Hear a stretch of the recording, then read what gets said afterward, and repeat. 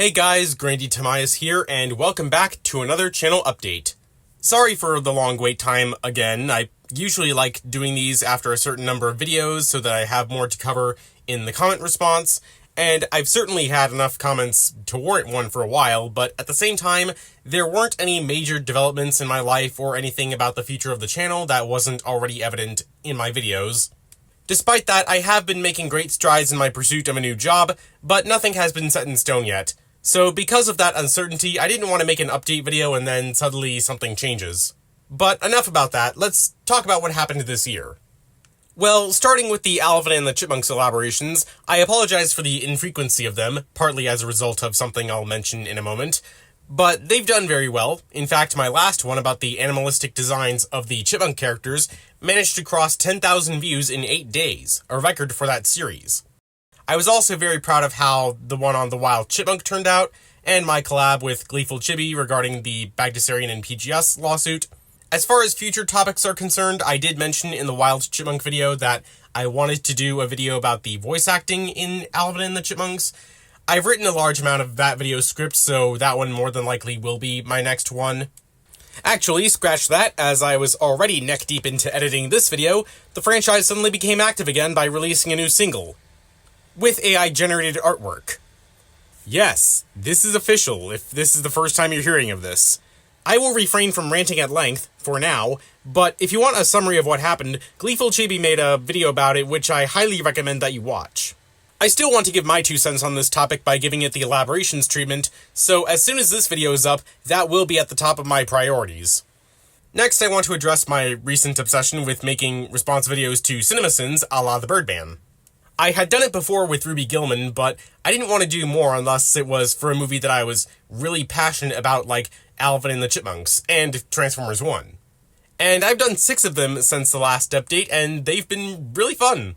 They take a lot of planning and editing though, so it's definitely given me an appreciation for what the Birdman has to do. It's also allowed me to connect with other Birdman alternatives like these guys. Check them out when you get the time. But I think I'm going to slow this down. I want to wait until CinemaSins covers the Squeakquel before I start doing them again, or if enough time passes I might get back into it anyway because I have thought of other films that I want to do this for. Next, I want to address another recent obsession of mine concerning a certain blue dog-like creature. No, not that one. Or that one. Bingo. Yes, I like Lilo and Stitch. Well, I always have. It's a pre-Frozen Disney film that I watched in my childhood. But I had never gotten into the wider franchise like the direct-to-video films and TV show until after I saw the live-action remake. Which, as I said in the previous update, I would not see, but I did, and I liked. But the one time I like something modern Disney, it's for something the internet has made a shit show about. So much so that I had to explain why the ending does not, in fact, go against the original. I expected better from you, general audience. It's only easy to understand from watching the movie, which you did because it made $1 billion. This whole Nani gave up custody of Lilo thing is such a bad take that I would have expected CinemaSins to come up with it. No wonder they still have 9 million subscribers. Their audience is just as prone to lying about movies as they are. So the fact that they challenged that perception, albeit probably just to get a rise out of you, speaks volumes. Ranting aside, I still want to talk more about the Lilo and Stitch remake and compare it to the actual soulless remake that came out this year. I had initially wanted to do that, but ended up spinning off the misunderstood ending into its own video. I'm still trying to decide if I want to do that with another topic I mentioned in that video about why I think the live-action Nani is better than the animated Nani, but I could just save that for the bigger video on both movies. On the topic of movies that came out this year, I saw Jurassic World Rebirth. I have my before and after review videos up on the channel if you're interested. They did alright, but not enough to warrant any more Jurassic videos in the near future. Though I do want to say that my feelings on the movie have grown more negative, mostly because of the retcons and poor creative decisions that I mentioned in that video, which make it feel disconnected from the rest of the franchise. But I'm still looking forward to the next one. Oh, and the final season of Chaos Theory was really good and emotional. Speaking of dinosaur movies, I saw Primitive War. It had a pretty limited theatrical run, at least in my area, but it's really good, better than Rebirth in my opinion, and the idea of dinosaurs in a recent human time period like the Vietnam War is really interesting, much like the Valley of Gwangi. I've seen the major superhero movies this year, like Thunderbolts, Fantastic Four First Steps, and Superman. I saw the new Bad Guys movie, which I thought was better than the first. In a few days, as of when I'm recording this video, I plan to see Avatar Fire and Ash, which I hope will be pretty good. But my favorite film this year so far has got to be Predator Badlands. Honestly, I almost considered making a video about how it sets up another Alien vs. Predator, and I've checked out some of the other Predator movies too, and they're great. Before I get to the comment response, I first want to show off some fan artwork that was sent to me after my last elaboration video. I asked you guys to come up with alternate designs that show your favorite aspects of Chipmunk character designs, and I found these submissions quite interesting. First up, from a Chipmunk superstar, we have a Sonic Generations inspired take where the Alvin design on the far right has the shapes of the Alvin show Alvin, the outfit of the CGI series, and the darkened fur patch and tail of the live action movies. Really cool. Next is from GEA 2007 of a live-action style chipmunk who is elderly and injured. Really interesting. Reminds me of a chipmunk version of Nandy the Neanderthal. Like, ancient chipmunks could have regularly gone through dangerous experiences like what led to this one's injuries. I wish it was something the franchise would explore. Like a chipmunk version of Walking with Cavemen, maybe called Walking with Chipmunks. Ooh, sounds epic. Then again, if it's not about the main characters, then Bagdasarian probably wouldn't want to make it, or the general audience wouldn't want to see it. Speaking of caveman-like chipmunks, this one wasn't particularly in response to my animalistic designs video, but it's too cool for me not to mention. Anonymunk drew the wild chipmunks from both the 80s series and the scrapped concept from the CGI series that I made a video about. The latter being based on this design, which I said was my favorite. Very thoughtful anonymous chipmunk. This is exactly how I pictured that she would look in the CGI series. Okay, now onto the comment response. DreamWorks Animation Fan 1995 says, "Do you think it was a missed opportunity that we didn't get an episode where it showed us Dave meeting the Chipmunks and Chipettes?" Yes, it was a missed opportunity, and it was something that the creators themselves said that they wanted to do. Have you thought about doing an origin story in this? Yes, we did one in the 80s. But I would like to modify that, and Michael and I have been talking about an origin. We've actually done two, as Janice says. One we did in '83 when we were doing the shows for NBC, and then we also did an origin story for the first movie, with Fox. So and they're, it's such a fun thing to look at that it's clearly something that I think would be fun to do. It's really just finding the time to kind of do much of anything else. But then again, since Bagdasarian Productions never came up with an origin story from the outset, an episode about that probably would have been half-assed and full of retcons. Guzman Andre says, "There's a scene in Alvin and the Chipmunks Meet the Wolfman when Alvin and Simon try to get some advice about Theodore becoming a werewolf from Madureira, and she's eating what looks to be Chinese food that has meat in it, and she doesn't share it with the chipmunks when she's talking to them, and it also could mean that Alvin and Simon are vegetarian." I mean, we never see Madame Rhea offering Alvin and Simon Chinese food or them denying it, but that doesn't mean it didn't happen because there was a cutaway right before this. And it's not like the movie in general was adverse to showing characters eating meat, because Theodore did that during the song montage. Groggle says, "The issue is that Dave and Ian are both surprised when the chipmunks talk." I mean, I don't really think that's an issue because maybe talking chipmunks in their world are just not well known about by the general public. Maybe the talking chipmunks are just a very rare species of rodent that has yet to be described by science, like a rodent version of what the Saola was prior to its discovery in the 1990s in Vietnam. I mean, even today, 40% of all known mammal species are rodents, and many of them the general populace has not even heard of. Like, did you know that this thing existed? It's a giant cloud rat found on the Philippine island of Luzon. Miraculous Fan says, "But in one of the episodes of the 2015 series, Dave says that Simon is the oldest and Alvin is the middle child and Theodore is the youngest." I mean, that doesn't necessarily disprove anything that I said in that video about the Simon and Theo age gap, but it does remind me that that episode, Theo versus Simon, it kind of makes the plot of the episode Big Brother Theodore completely useless and doesn't make sense, because if Theodore has an age gap between him and Simon that's on the order of years, then it doesn't make sense why in Big Brother Theodore would, yeah, as the title suggests, believes that he is actually the oldest of all the brothers. And this more so just proves the lack of continuity management at Bagdasarian Productions regarding the plots of the episodes of the series, because, yeah, this was pretty half-assed.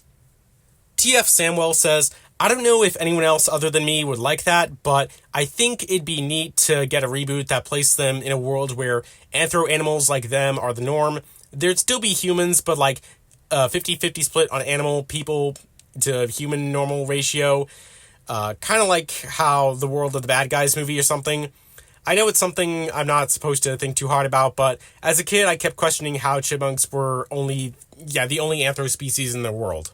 I mean, I understand that, and we have seen other anthro animals in the series before, like the 60s series with Stanley the Eagle, and less so in the case of the CGI series. And honestly, this could be a whole video by itself, but I honestly think, like, it wouldn't really make sense if, like, every species had convergently evolved to be more human-like. I mean, with chipmunks, yeah, that's a one coincidence, and that's believable if it's just that one, but every species of animal, that's just kind of pushing it. I don't know, maybe I'm just biased because of my own headcanon that talking chipmunks are a product of evolution by natural selection, but to have it happen that often, it just wouldn't make a lot of sense. To me, at least. SG the Magpie says, congrats on 3,000.01 subscribers. I agree, having Claudia and Klaus and Sophie as a big main antagonist to the Chipmunks and Chipettes in whatever form, like pulling strings behind other antagonists, but not being revealed until they get their movie or special that paints them as a one-time villain, but reveals they've been behind the other antagonists.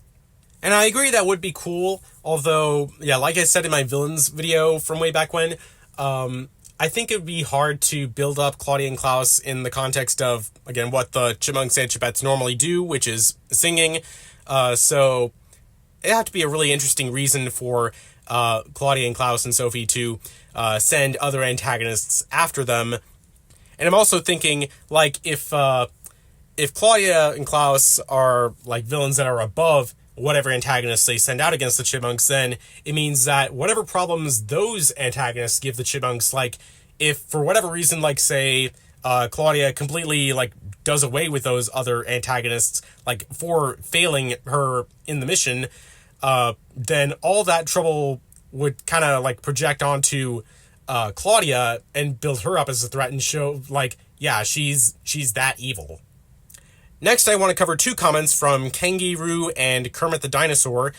The first one reads, I feel like you should make a reboot of Alvin and the Chipmunks and pitch the idea to someone. And the second reads, maybe someday you should talk about your own ideas for an actual Chipmunk preschool-oriented TV series. I know there was Little Alvin and the Mini-Monks, but that was a movie, and we don't know if it was made as a pilot for a proposed preschool series. And should it be either 2D, a flash animation, or CGI? And I take these as a compliment, but I put these two comments together because I'm thankful that I have audience members who think highly of my creative opinions and ideas, but at the same time, I'm not sure if I'd be the best person to work creatively on Alvin and the Chipmunks if I was ever offered the chance. I'd still love to, but I'll admit, I wouldn't know how to write a preschool series. It's not my area of expertise. I mean, even setting aside Mini-Monks, the existing Chipmunk shows and movies are mostly suitable and can be viewed by preschoolers, and I know kids who have. But they usually target slightly above that demographic, like 6 to 10, and usually offer something that viewers older than that can enjoy too. If it were me, I'd shoot for something slightly more mature than that, like not like Star Wars The Clone Wars or Transformers Prime levels of dark and violent, but I would put more focus on the theme of good versus evil, hence my frequent remarks about the lack of villains in this franchise. And of course, I'd go into detailed backstories about the characters, introduce a bunch of new chipmunks to flesh out their species and world, and have a continuous arc or through line that relies on knowing events from previous episodes instead of reinventing the series every time. Admittedly, I wouldn't prioritize the music as much, not because I don't enjoy it, I do. I'm just unsure how it wouldn't be overshadowed by all the other stuff I mentioned. But even if you find all that interesting, the question is, would it still be Alvin and the Chipmunks? That's why I've said before that I don't want this franchise to be turned into something that it's not, which is my biggest concern with a potential buyout by a big corporation. Even if that would remove some of the stagnation caused by Bagdasarian's handling of the franchise. Clarence and Getty McNeil says, one of my biggest problems with the 2015 show is the lack of emotional moments. Yes, Alvin and the Chipmunks is supposed to be funny, but it's also supposed to be centered on family and have heartfelt moments. And, I mean, yeah, the show did have that, but it was few and far between. Moments like the ending of Alvin's Wild Weekend between Dave and Alvin, that conversation, yeah, that was really good. As was, again, from my favorite episode, Treasure Hunt, the very ending, where the ending sort of got you to sympathize with Miss Kroner. So sort of tying this into the last two comments that I have, yes, I would add more emotional moments to the franchise and develop the characters in a way that you can still see them as kids. Like, they aren't going to grow that much, but at the same time, they need to grow in a way that conveys these heartfelt moments. Silverado says, haha, I see it now. I didn't register that the first time since I didn't watch too much KP back in the day. This is referring to the Rufus joke that I made in that video. And I bring this up because when I made and released that video, my only exposure to Kim Possible was the crossover episode they had with Lilo and Stitch from that obsession I mentioned earlier. So I knew who Rufus and the other major characters of Kim Possible were, but I swear I didn't bring up the Hopi Chipmunk just to make that joke. I just really like the colors and fur pattern of that species. The Rufus thing just kind of happened by coincidence and I ran with it.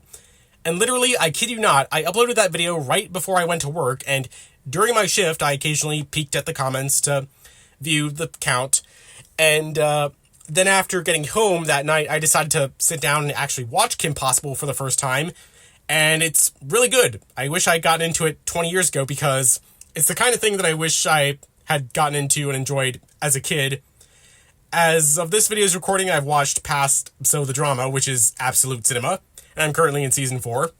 Oh, and in case you're wondering, yes, I have been watching the Lilo and Stitch, Kim Possible, and Predator content legally through Disney+, but it's actually my parents' account, not mine, so I'm not the one giving money to the mouse, and at least those things are good, so I can still say f*** Disney for their monopolistic ambitions and how they f***ed up Star Wars.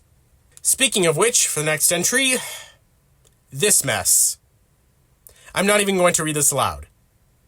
Guys, when I say f*** Disney, I mean Disney the company, not Disney the characters. It honestly doesn't matter to me how good or bad their recent animated films or live-action remakes, other than Lilo and Stitch, are because they don't interest me. I'm not going to waste my time on content that does not appeal to me and get angry at it for not doing so just to farm views, every media review channel ever. Second, I don't understand using autism as a defense for why I shouldn't be slandering Disney. It's not very effective. Do you think non-neurodivergent people are the only ones hating on Disney? Hint hint for anyone who didn't watch my Transformers Prime retrospective. Even as someone who grew up on Disney media, in addition to the other animation studios, I wasn't as emotionally attached to some of the big names like Mickey Mouse as I was to some of the more modern characters created in the late 90s and early 2000s. I was more attached to Coda from Brother Bear and Aladar from Dinosaur than I was to Snow White, Peter Pan, or Pinocchio. The difference is, you're not going to see a lot of Coda or Aladar at a Disney park. I just like oddball and niche things, okay? I guess the two title characters of Lilo and Stitch are exceptions, more so now because of the remake making them relevant again. Then again, Stitch has always been the more upfront and marketed of the two, but he still stood apart from all of Disney's other fairy tale and talking animal creatures. You so often see Stitch without Lilo, but as an adult, I've started to appreciate that I was a lot like Lilo when I was younger. Liking oddball things, having obsessions, not having a lot of friends. Okay, not much has really changed, but Lilo more than likely is autistic. So even though I relate more to Nani now, Lilo is probably the character that I more emotionally connect with. Too bad Lilo isn't a small fluffy creature with puppy dog eyes that Disney can make endless merch of. She's just a human girl from a Pacific island. Disney would never be interested in marketing that. Nope, not at all. And as I mentioned throughout this video, I still do watch Disney content, and I will give it credit where it's due. But as far as the Walt Disney Company is concerned, no, I'm not going to lighten up on the slander. Fuck Disney. Julio Zafra Gonzalez says, why is Lana Condor is your crush? You have not seen the To All the Boys movies, have you? I just think that she's a really good actress, and she's drop-dead beautiful. I mean, no wonder Anthony De La Torre married her as of last year. That lucky son of a gun. Looks like I need to find a new celebrity crush now. Trey Blowski says, alright, how much did they pay you? Okay, yeah, this does make me look kind of stupid for defending Disney for free, but in all seriousness, again, I will give them credit where it's due, and even they don't deserve to be lied about. United Gaming Channel 45 says, Jessica Johansson's character sucked. Who is Jessica? Nix Picks 2025 says, I really love this new Jurassic World movie. It was more fun and intense, unlike the previous installments. I also wouldn't mind if Universal makes an animated Lego Jurassic World movie, since 1, Lego has made some Jurassic World games, and 2, Universal still owns the Lego film rights, but that's just my opinion.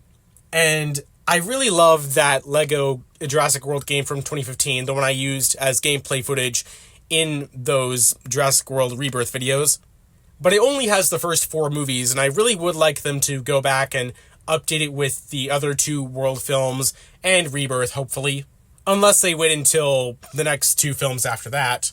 And as for the second point, I am aware that Universal currently has the Lego film rights, which is why they made that Pharrell Williams biopic, which is kind of a weird thing to make a Lego movie about.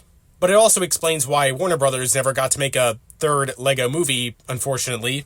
But yeah, I do think that a Lego Jurassic World movie would be pretty cool. Not sure if they would make it in continuity with the movie, because Lego did make a series of shorts based on Lego Jurassic World, and I'm pretty sure they're on YouTube.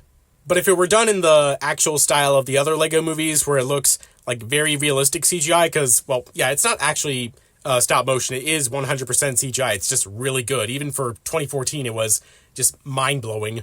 But yeah, I think that would be a really cool idea. These next 2 comments from Moonbased and Sunstar pertain to when I mentioned Trolls The Beat Goes On in my Everything Wrong with CinemaSins Trolls video, about whether or not the show is even canon. And I'll confess, I have gone back and forth on the matter, since in my DreamWorks Not Renaissance video, I said that the shows have creative freedom and aren't canon to the films of their franchises. But I might be biased because I like The Beat Goes On and Trollstopia, and the certain death thing doesn't necessarily contradict anything. But there are smaller contradictions, like in the final episode of The Beat Goes On, Branch considers destroying his bunker, which doesn't make sense because of what we find out in Band Together, although to be fair, that was a retcon along with other things in that film. There's no indication of Poppy and Branch being boyfriend and girlfriend in Trollstopia, even though they became a couple at the end of World Tour. Also in Band Together, Tiny Diamond is said to be 1 month old after we saw his birth in the previous film, meaning Trollstopia has to take place in the span of a month, which is bullshit. But then, how do TV show characters like Val Thundershock and Holly Darling exist in the movies, as shown by Trolls Holiday in Harmony? And honestly, that was pretty cool, seeing TV show characters in the movie animation style. I kind of wish the Madagascar franchise had found a way to do the same with Marlene, from the Penguins TV show, even though that's definitely not canon. I really want to know what she would have looked like with the finely rendered fur. I'm getting off track, so moving on. Shadow Ruff says, yeah, I think Jeremy Scott may be the one who gave grifters ideas to twist actor lines to make logical lies. And I hate that he did that so much. I mean, it's not even logical. Anna Kendrick straight up says she enjoys working on these movies, and Jeremy is here insinuating, no, you weren't passionate, you only agreed to be in this movie begrudgingly for money. It's a slap in the face to Anna, to DreamWorks, and the audience. CinemaSins has nothing to gain from this, and yet they do it. It's just spite. Even if you can forgive Jeremy for not bothering to put in the kind of effort to do the research from a DVD featurette to know that Anna does enjoy being in these movies, you can't forgive him for making a claim this big without evidence in the first place. He just pulled this out of his ass and thought we'd all believe it because he wants us to think these movies are trashy down to how they're made. The absolute nerve he has to do that. The Evie family says, one of my favorite theories personally is that the chef spent several years lying about Trolls making Bergens happy in order to justify her position. And yeah, I totally believe that, given how the Bergens eventually do find happiness without eating Trolls. And even the chef herself exhibits traits of happiness even without eating trolls. So this I totally believe. It's probably all psychological and not actually the trolls being able to make them happy through troll magic or something, which is how I thought it was for the whole time. But of course the movies have never shown the trolls getting eaten, so we have no way of knowing if they actually cause that effect. Rose Girl says, I also agree with the defense of the ending. By getting her degree, Nani can better look after Lilo. Plus, I think after college, Nani would admit to herself that she realistically can't look after Lilo alone, so maybe when she's at work, Tutu could be looking after Lilo. And when you really think about it, like if you remove Tutu from the equation, Nani alone can't do what her parents did in taking care of Lilo while also going to college, which she can't even do on Kauai anyway. She would have to move out no matter what, even if she were going to a Hawaiian college, which are all on Oahu. And I should have mentioned this in my video about the subject, but this film reflects a growing reality that more and more Hawaiians, including native Hawaiians, are choosing to go to college on the US mainland instead of on the islands, which is why Nani even chose to go to a college in California. Jesus Rocks For You says, let's be honest here with acknowledging that making Jumba the remake's villain is friggin' stupid. Honestly, I don't have a problem with it in concept. In execution, though, that's something I would like to talk more about if I decide to make a larger video about the movie. But this kind of reminds me of how, in the live-action Sonic movies, Pachacamac was changed to being a good guy in the Knuckles TV show, even though in his original source of media he was a bad guy, and a pretty big asshole at that. Jumba is one of those characters where I think they can get away with changing his morality, as it allows the writers to engineer new types of conflicts, especially since this is a new continuity. I just wish that Jumba had a different voice because I really can't take Zach Galifianakis seriously. But at the same time, I can understand why they didn't want to give Jumba his original accent, because the country his accent is from invaded a place that rhymes with huge crane, so it would be kind of sensitive to make a character like that a bad guy nowadays. Anyway, that's about all the time I have for this update. Hopefully I can get this video out before Christmas, but if not, I hope you had a merry one, or whichever holiday you celebrate around this time, and have a happy new year. I'm looking forward to 2026 when I can hopefully do more big 20+ minute video projects, so feel free to let me know how you feel about that. As always, if you haven't already, you can follow me outside of my videos by joining my Discord server and or following me on Twitter. Links to both will be in the description. With all that said, I hope you enjoyed, have a nice day, and thank you for your time.